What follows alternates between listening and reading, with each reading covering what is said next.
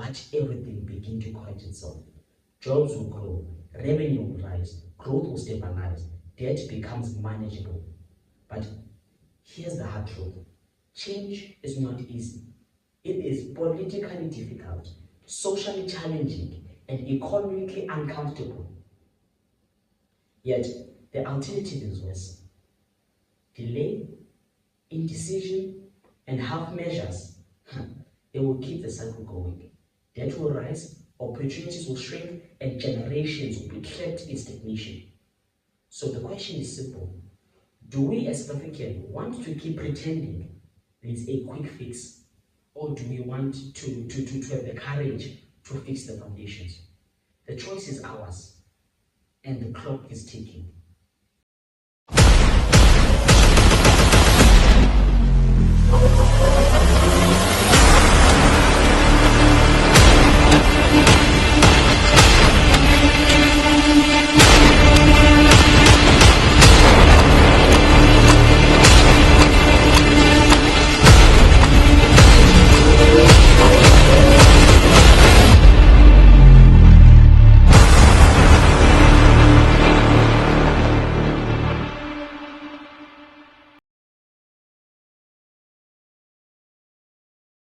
Good day, guys. I hope you guys are doing good. I've been thinking a lot lately, and every time we talk about South Africa's economy, it is always a conversation about unemployment, load shedding, corruption, rent manipulation, or politics.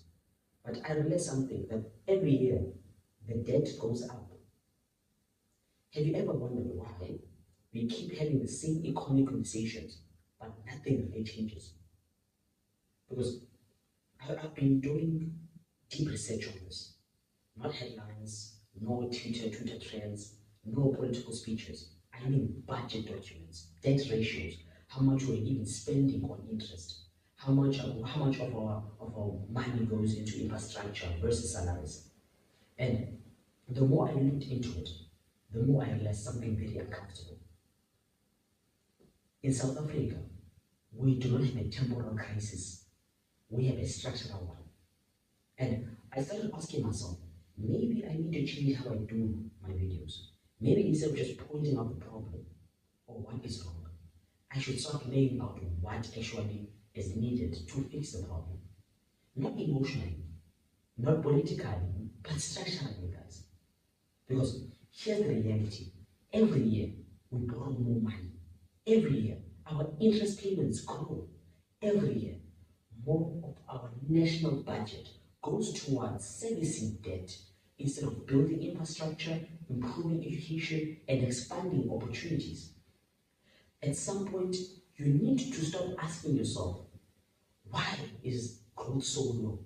And start asking, what is broken in the system? This isn't about blaming one administration. It's not about an ideology. It is not about whether you lean left or right. Debt is math. Markets are incentives. Economics responds to structure. And if the structure is wrong, the outcome will be wrong. We bailed out state-owned enterprises like Eskom for years. We expanded expenditure without matching productivity. We allowed corruption scandals exposed by the Zondo Commission to damage investor trust and confidence in South Africa. And then we expect that confidence to magically return. But guys, it does not work like that. Confidence is built on discipline. Investment is built on certainty. Growth is built on productivity. So today, I am not here to dramatize the crisis. I am here to break it down clearly.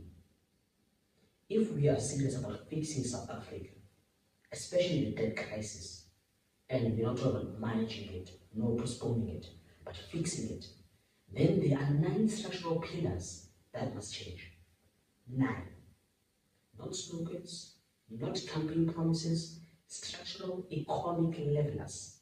Because once you fix the foundation, everything else starts correcting itself automatically, like like unemployment, currency pressure, capital flight, even social instability. So in this video, I'm going to walk you through these 9 pillars, one by one, calmly, logically, with no exaggeration, just economic reality. And whether you agree or disagree with me, especially some parts of the video, at least you will end this video understanding exactly what would it take to put this country back on the path that will be sustainable for all. I also realized that South Africa is not broken, and I know that sounds crazy, but we hear every day that the country is drowning in debt, that there is no money, that we're collapsing financially. But here's the uncomfortable truth. South Africa does not have a revenue crisis. It has a spending discipline crisis. Let me explain. Every year, the government collects over R1 trillion in revenue. That's not a small number. The problem is not money is not coming in. The problem is what we do with it. Right now, one of the fastest growing items in the national budget is interest payments. Not infrastructure, not education reform, not economic expansion, interest. We are borrowing money to pay for the money we have already borrowed. That is not development. That is compounding pressure. And here's the part people don't want to say out loud. We are borrowing to fund consumption, salaries, bailouts, operation costs. For years, we've injected billions into entities like ESCOM, not as a strategic investment tied to reform, but as an emergency support to keep the lights on. That is not capital formation. That is physical firefighting. And when you borrow for consumption instead of productivity, you do not create growth, you create dependency. Now, here's the second big truth. Debt itself is not evil. All serious economies use debt. The difference is this. They borrow to build assets that generate returns.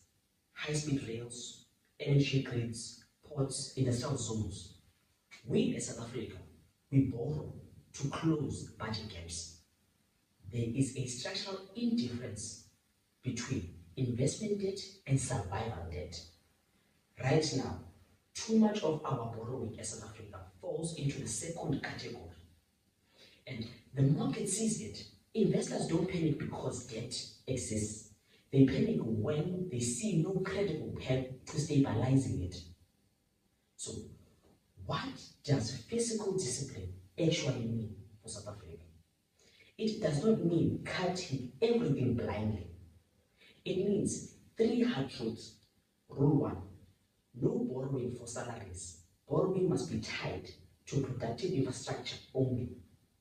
Rule 2, keep real growth in the public wage bill unless productivity increases to match it. Rule 3, every bailout must come with equity restructuring or partial privatization, not just unconditional support. That's it. Fiscal discipline is not ideological, it is mathematical. If expenditure grows faster than economic output, debt rises. If debt rises faster than growth, interest crowds out development. Right? So when interest crowds out development, stagnation becomes permanent. So the foundation of fixing South Africa's debt crisis is simple. Even if it's politically different, stop spending emotionally, start spending strategically. Because until the foundation is disciplined, no other reform will hold. And that's where everything begins. All this takes us to pillar 2, right? State-owned enterprises are not failing because they are public. They are failing because they are protected. And that's an important difference. Because for years, we've treated struggling state-owned enterprises as if they are too important to be restructured. as if they are too important to be exposed to competition, too important to let the market discipline them. But here's the uncomfortable reality. Protection without performance creates decay. Look at what has happened over time. We have repeated bailouts. We have repeated restructuring plans. We have repeated promises of a turnaround. Yet, entities like ESCOM continue to require physical support while inefficiencies persist. The issue isn't ownership alone, guys. It is incentives. When leadership knows losses will be absorbed by taxpayers, urgency disappears. When boards are politically appointed instead of performance-driven, accountability weakens. When procurement is obscure, corruption thrives, guys. And when competition is blocked, inefficiencies become permanent. But here's the second truth.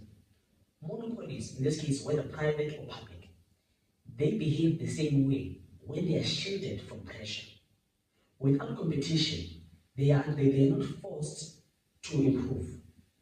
Without consequences, there is no urgency. That is not ideology, that is just simple economics. Now, let's be precise. SOE reform does not automatically mean sell everything. It means restructure incentives. It means partially privatize where viable. Independent, technical, qualified boards. We need performance-based executive contracts. Opening sectors like energy and logistics to real private competition. Because here's the difference between reform and rescue, right? Rescue keeps the system alive, but reform changes how the system behaves. For too long, we as South Africa, we have focused on rescue, and every bailout increases physical pressure, which increases debt, which increases interest costs, which brings us back to pillar one. This is how structural problems compound.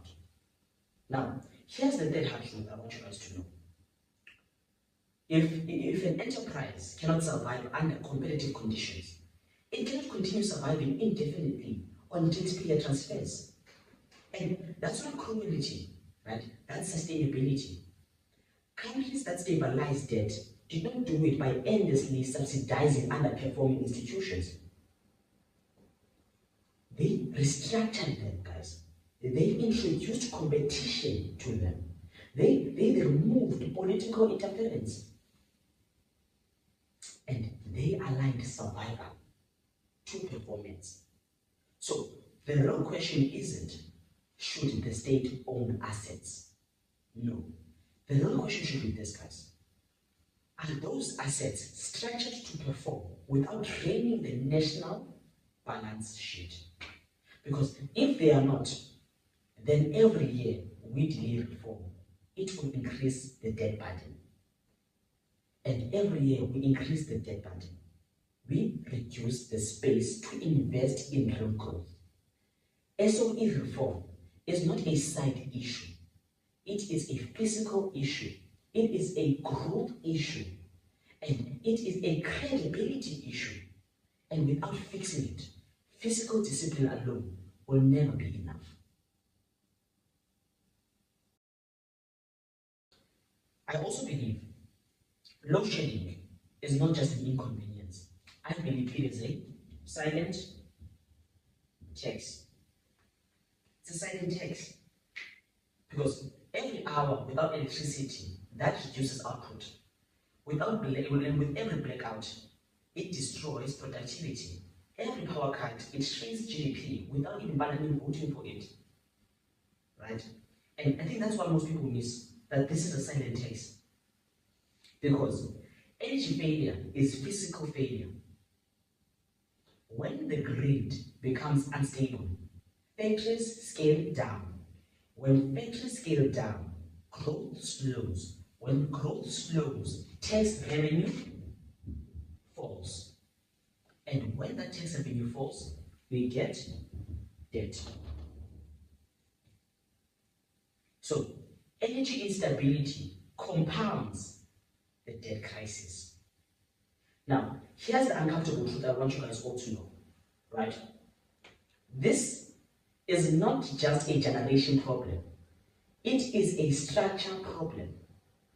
For years, electricity generation was concentrated almost entirely in one entity, ESCOM. One dominant supplier, limited competition, regulatory bottlenecks. And when one node fails, a centralized system or an decentralized system, the entire economy feels it. And the second big truth is this: modern economies don't rely only on a single generation monopoly. They don't. Because if you look into modern economies, they have diversified their energy supply. Private producers, municipal procurement, embedded generation, renewables, gas peaking plants. Competition increases capacity. Capacity increases stability. Stability increases growth. And now let's be precise. Energy reform does not mean abandoning public infrastructure. No, don't get me wrong. It means opening up the market. Open up the market. Allow municipalities to procure directly. Allow them to accelerate the grid expansion to accommodate private producers. Remove unnecessary licensing delays. Ensure cost-reflective pricing with transparency. Because here's the difference between policy and ideology, right? Ideology debates ownership, yeah, and policy focuses on output. That is the difference between the two. And the only output that matters here is megawatts on the grid. And the third hard truth is this, guys. You cannot grow an economy that does not have reliable energy. Ever. You're fooling yourself. It's never happening. So, you can pass stimulus packages. You can adjust tax codes. You can talk about industrial policy. But without energy, none of it scales. Because energy security isn't just a side reform. It is a precondition for everything else. So once you fix energy, you restore investor confidence. Once you restore that confidence, capital returns. When capital returns, growth stabilizes. And when the growth stabilizes, debt becomes manageable. So that's the chain reaction. Energy reform is not about lights. No. It's about leverage. It's all about leverage. And until the energy system is structurally competitive and reliable, every other economic reform will operate under constraint. And that's why Pillar 3 is non-negotiable. Now, you see with this, most I think they would find it. I believe South Africa does not just have a job shortage problem. I believe we also have a hiring risk problem. And I know that sounds harsh, but I want you guys to think about it. If you ask a small business owner why they don't hire, they will never say they hate growth, but they would for sure say it is too risky, too expensive, too rigged, too difficult to reverse if things go wrong. And that's where the real issue sits. Unemployment in South Africa is not just about lack of opportunity. It is about the cost and rapidity of employment relative to productivity, especially for young people who are low-skilled workers. Now, here's the first big truth I want you guys to know. If hiring someone is a high legal and financial risk, employers hire few people. And it is that simple. when dismissal processes are complex, when compliance costs are heavy, when entry-level wages are disconnected from entry-level productivity, businesses hesitate. And that hesitation means stagnation. And the second big and uncomfortable truth is this: you cannot regulate your way into employment. Protection is important, right? But exploitation must be prevented also.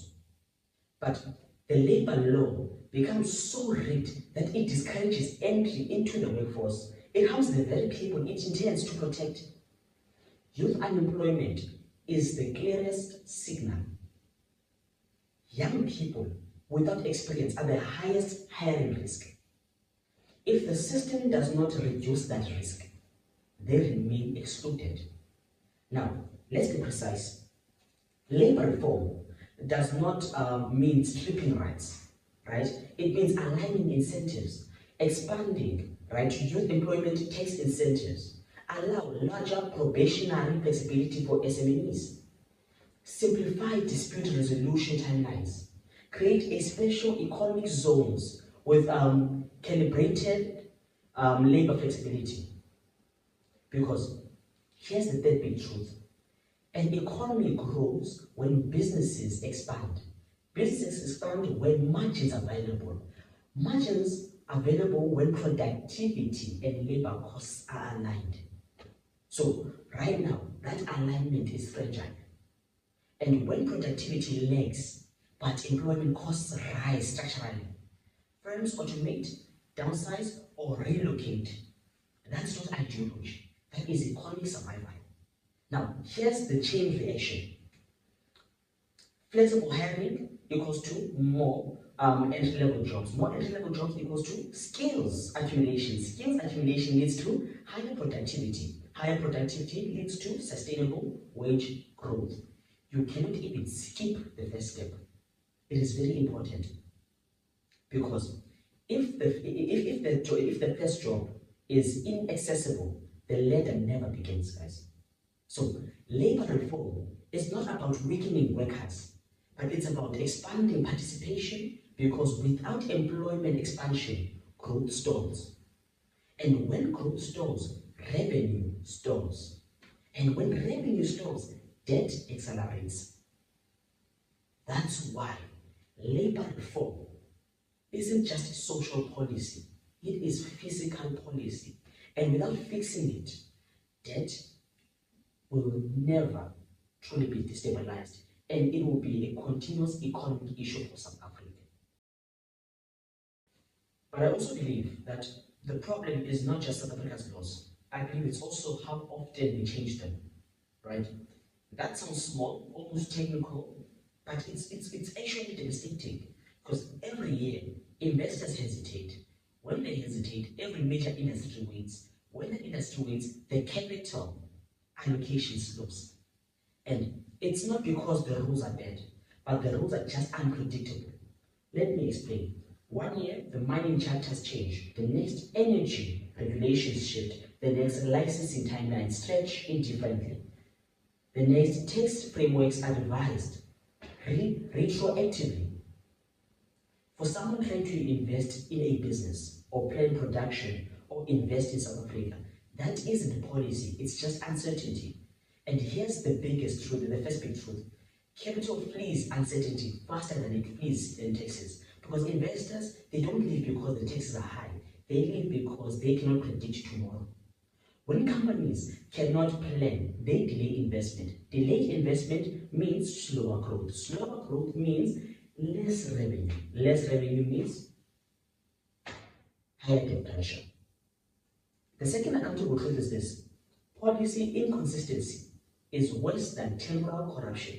Because corruption can be caught and punished, but uncertainty, it infects every decision permanently until clarity returns. Now, let's be precise, right?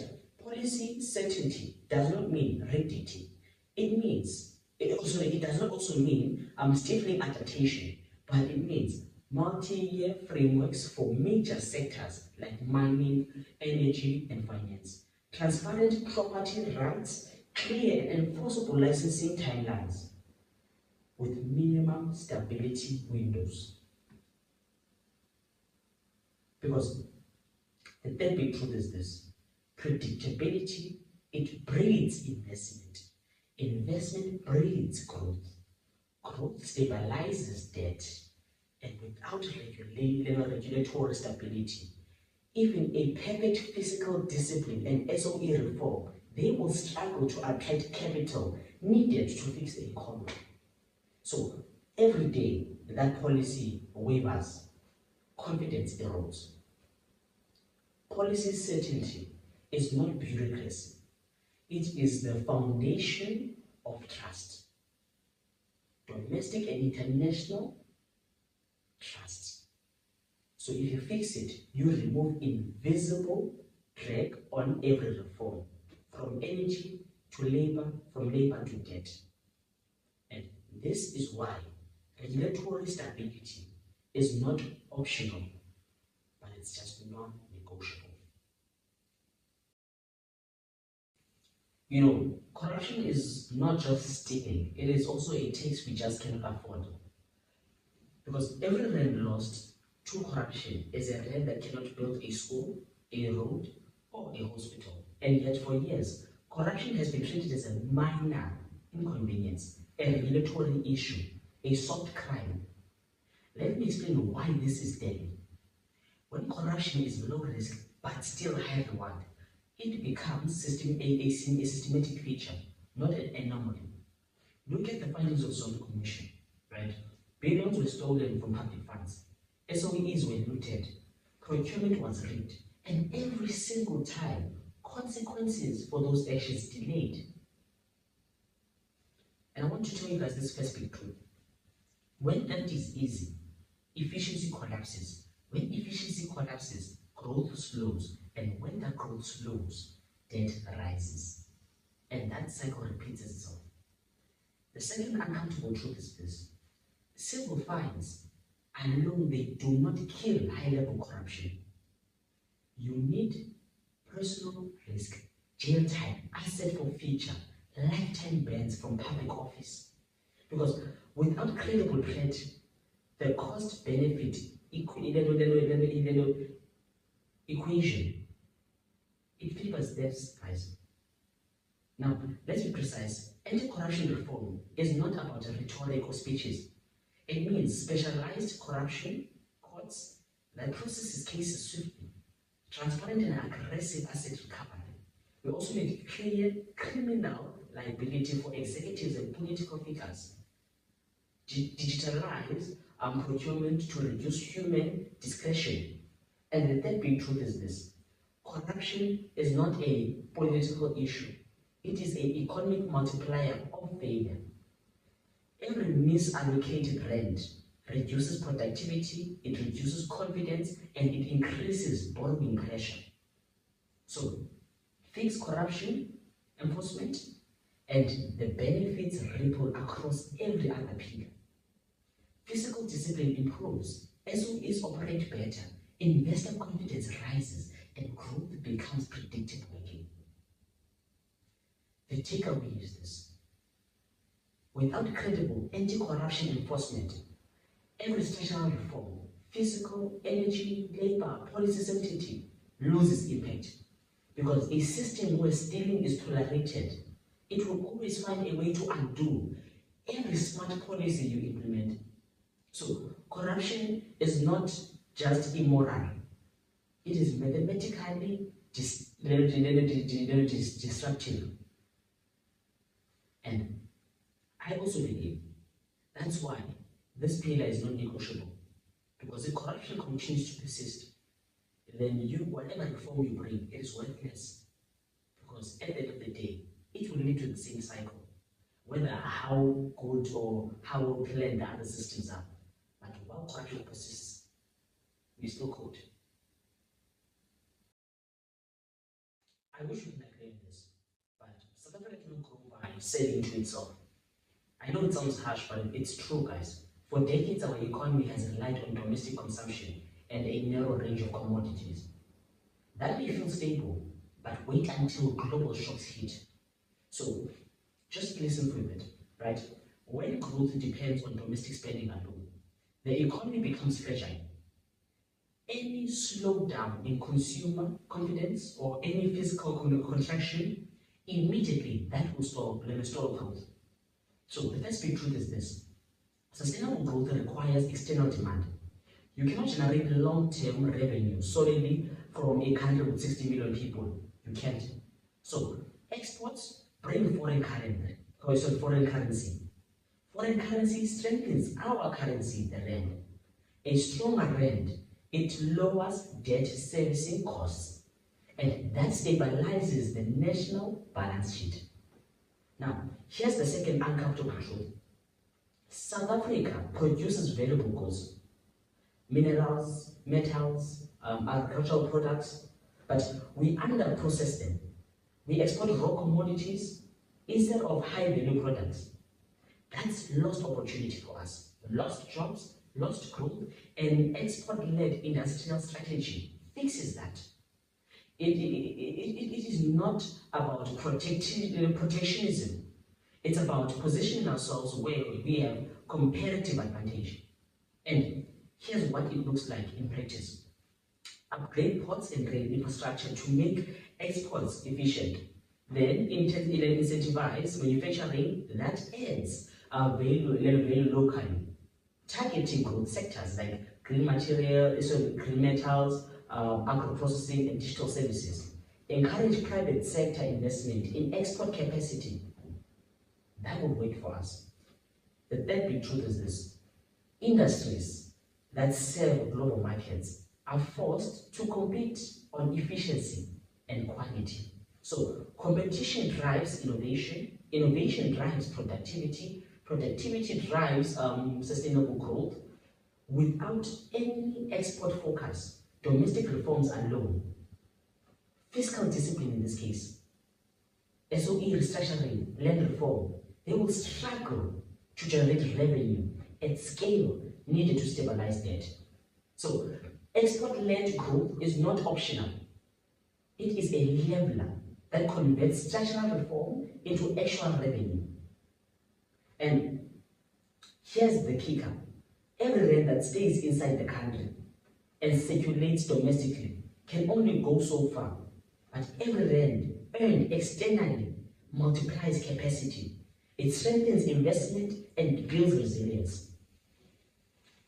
So, if South Africa wants to escape the debt trap, exports are not just helpful, they are essential for South Africa. Very, very essential. So I also believe we don't have an educational crisis. I believe we have a skills mismatch crisis, right? I know that sounds subtle, but it explains why unemployment remains high even when graduates enter the job market. But let me explain more, right? Thousands of young people in South Africa leave school and university every year. They are eager to work, but most don't have the skills the economy actually demands. And the big truth starts here. Unemployment is not just a lack of jobs. It is a lack of alignment between what people can do and what the economy demands or needs. If technical, digital, engineering, and vocational skills are missing, industries don't expand. And if industries don't expand, growth stalls. If growth stalls, debt grows faster than revenue. Here's the uncomfortable truth, right? Our education system produces an oversupply of graduates in fields where the market is saturated, and an undersupply of workers in technical and high-demand sectors. This isn't a failure of effort. It is a structural flaw in planning. And here's what fixing it looks like, right? Align curriculum with industry needs, especially STEAM and technical skills. Scale apprenticeships and vocational training. Tie funding for institutions to measurable employment outcomes. Expand public-private partnerships for skills development. And the second big truth is this, right? Education alone doesn't create jobs. Skills that match demand create productivity. Productivity grows the economy. A growing economy creates sustainable employment. And the third hard truth could be this also. Without aligned skills, even fiscal discipline, SOE reform, labor reform, industrial policies cannot fully succeed. Because if workers cannot fill productive roles, capital cannot expand efficiently. If capital cannot expand efficiently, growth remains limited. And if growth remains limited, debt continues to rise. So education and skills alignment is a multiplier for every other reform. It is not a social policy. It is an economic strategy. And it is how you ensure that the reforms translate into real jobs, real output, and real sustainability for South Africa.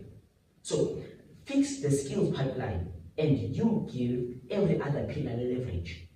But if as South Africa we do what we're doing today, which is neglect it, the cycle will repeat itself and you will pay the price.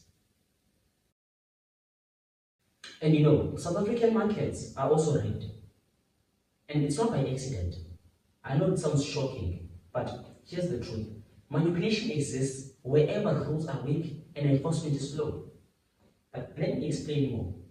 Order manipulation, insider trading, or pure trading practices destroy pricing, right? It misallocates capital and it scares away investors. The first big truth is this. When markets are not trusted, capital flows elsewhere. Investors do not bet on talent or opportunity. They bet on certainty. So uncertainty drives up the cost of borrowing, it increases debt pressure and limits growth. Now, here's the second big truth, and it's very uncomfortable. Financial institutions and state-linked entities can unintentionally amplify these risks if oversight is weak. So, high-frequency trading, dark pools, and insufficient surveillance, it creates gaps that allow exploitation. And those gaps cost the economy billions every single year. And here's what reform looks like. We need real-time surveillance to detect abnormal order patterns, strict penalties for manipulation, including criminal consequences.